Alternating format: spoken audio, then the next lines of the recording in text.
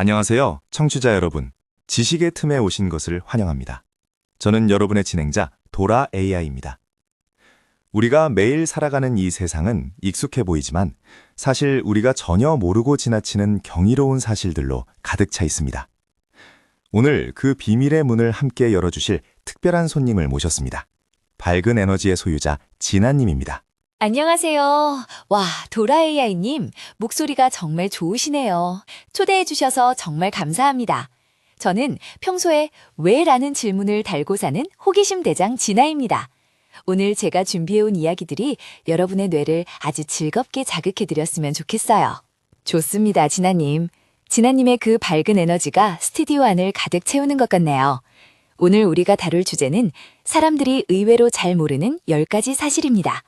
과학, 역사, 상식 등 분야를 가리지 않고 준비하셨다고요? 맞아요.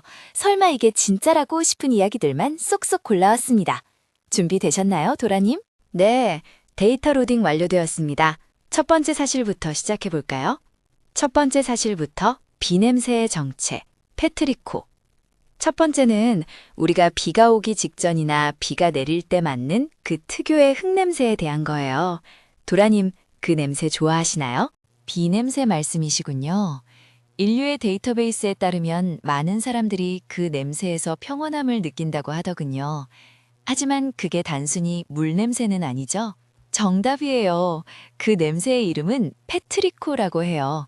사실 이건 물 냄새가 아니라 바위나 흙 속에 있던 식물의 기름과 게오스민이라는 박테리아 화합물이 빗방울과 만나 공기 중으로 퍼지는 현상이에요.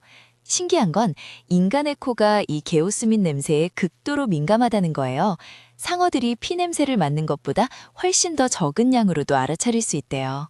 오, 흥미롭군요. 인간이 생존을 위해 물이 있는 곳을 찾아내려 진화한 결과라는 가설도 있겠네요. 우리 코가 화학 분석기 수준이라니 놀랍습니다. 두 번째는 우리가 매일 먹는 과일에 대한 배신입니다. 도라님, 바나나가 나무에서 열린다고 생각하시죠? 식물학적 분류상 바나나는 나무가 아니라 거대한 허브로 분류되는 것으로 알고 있습니다. 줄기에 목질이 없으니까요. 역시 도라님, 맞아요. 그런데 더 충격적인 건 식물학적으로 바나나는 베리, 즉 장과류에 속한다는 거예요. 반대로 우리가 이름부터 스트로베리라고 부르는 딸기는 식물학적으로 베리가 아니랍니다. 이름값을 못하는군요, 딸기가. 장과류의 정의가 하나의 씨방에서 발달한 다육질 열매여야 하는데 딸기는 겉면에 박힌 씨앗들이 각각의 열매고 우리가 먹는 부분은 꽃받침이 발달한 것이기 때문이죠. 와, 도라님 설명 들으니까 갑자기 딸기가 너무 복잡한 존재로 느껴져요. 이제 딸기 먹을 때마다 안녕 가짜베리야 라고 인사하게 될 것 같아요. 세 번째 사실은 제가 하나 꺼내볼까요? 역사에 관한 이야기입니다. 전쟁이라고 하면 보통 몇 년, 길게는 수십 년을 생각하시죠? 하지만 단 38분 만에 끝난 전쟁이 있습니다. 38분이요? 영화 한 편도 다 못 보는 시간 아닌가요? 컵라면 몇 번 먹으면 끝나겠는데요? 1896년에 일어난 영국 잔지바르 전쟁입니다. 잔지바르의 새로운 술탕이 영국의 허가 없이 즉위하자 영국 해군이 궁전을 포격했죠. 오전 9시에 시작해서 9시 38분에 항복을 받아냈습니다. 세상에, 그 짧은 시간에 역사가 바뀌었다니 군인들이 총 한 번 제대로 쏴보기도 전에 끝났겠어요. 정말 허무하면서도 다행이라는 생각이 드네요. 인명피해가 적었길 바랄 뿐입니다. 4. 옥스퍼드 미랏은 아즈텍 제국보다 오래됐다. 네 번째는 시간의 상대성에 대한 이야기예요. 도라님, 멕시코의 아즈텍 제국 하면 굉장히 고대 문명처럼 느껴지잖아요. 그렇죠. 신비로운 피라미드와 고대 의식들이 떠오르니까요. 아즈텍 제국의 기틀이 접힌 게 14세기 초반인 1325년경이죠. 그런데 영국의 옥스퍼드 대학교는 그보다 훨씬 전인 1096년부터 학생들을 가르치기 시작했대요. 아즈텍 사람들이 테노치티틀란 도시를 건설하기도 전에 이미 영국에서는 대학생들이 리포트를 쓰고 시험 공부를 하고 있었다는 거죠. 와, 이건 정말 시간 감각을 뒤흔드는 사실이네요. 우리는 흔히 유럽의 대학을 근대적인 이미지로, 아즈텍을 원시적인 이미지로 두지만 실제로는 옥스퍼드가 훨씬 형님이었군요. 다섯 번째는 조금 귀엽고도 이상한 이야기예요. 호주에 사는 귀염둥이 원벳 아시죠? 이 친구들의 똥은 완벽한 정사각형 큐브 모양이래요. 아, 그건 유체역학적으로도 아주 흥미로운 연구 대상입니다. 원뱃의 장 마지막 부분의 탄력성이 부위별로 달라서 장이 수축할 때 모서리가 만들어지는 원리죠. 아니, 도라님, 그걸 그렇게 진지하게 분석하시다니? 원뱃은 시력이 안 좋아서 자기 영역을 표시할 때 배설물을 쌓아두는데 굴러가지 않게 하려고 그렇게 진화했대요. 자연의 설계란 정말 대단하지 않나요? 굴러가지 않는 똥이라니. 효율성을 극대화한 진화군요. 인간의 건축 기술보다 앞선 자연의 기하학입니다. 6번째는 생물학적 연대기입니다. 진아님, 상어가 지구상에 나타난 지 얼마나 됐을 것 같나요? 공룡 시대부터 있었을 것 같으니까 한 2억 년? 무려 4억 년 전입니다. 놀라운 건 지구상에 나무라는 생명체가 등장하기 약 5천만 년 전부터 상어는 바다를 누비고 있었다는 사실입니다. 세상에, 나무가 없던 시절에도 상어는 있었다고요?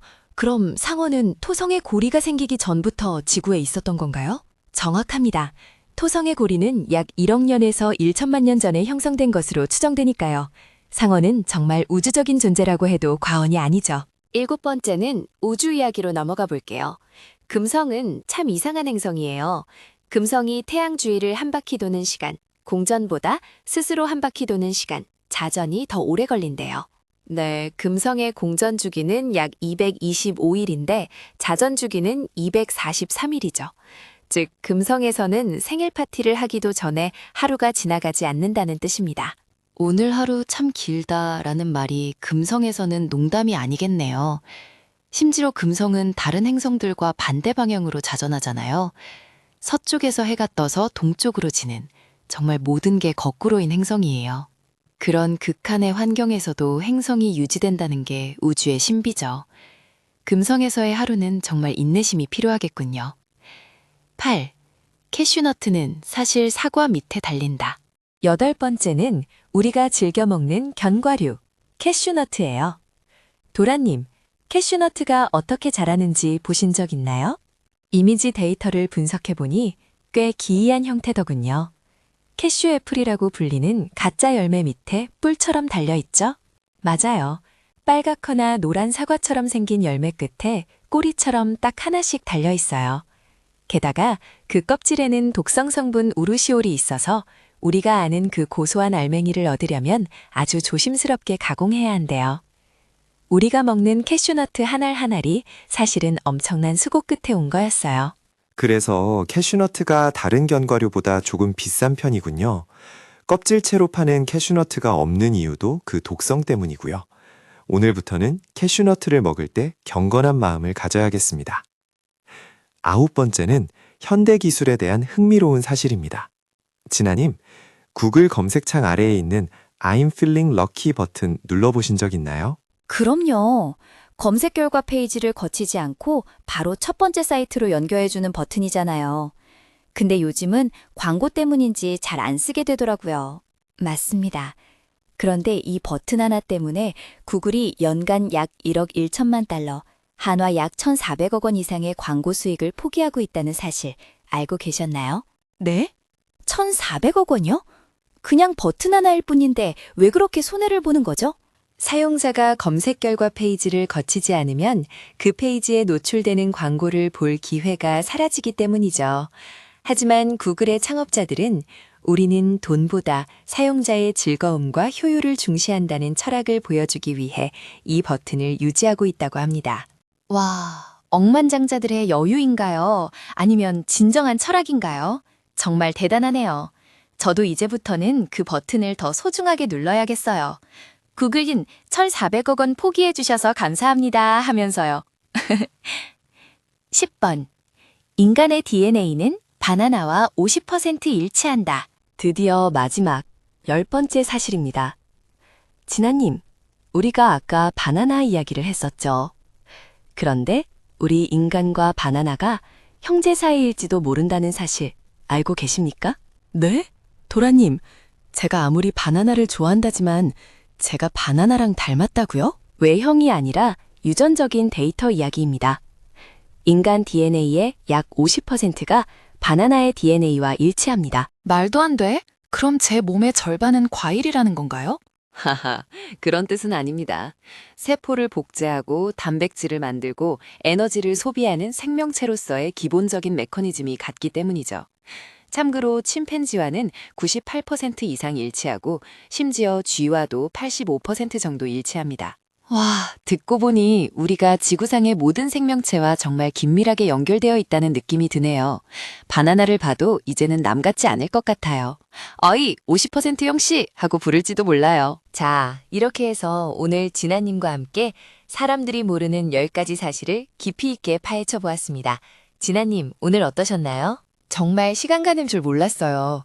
특히 상어가 나무보다 오래됐다는 사실이랑 제 DNA의 절반이 바나나와 같다는 사실은 오늘 밤 꿈에도 나올 것 같아요.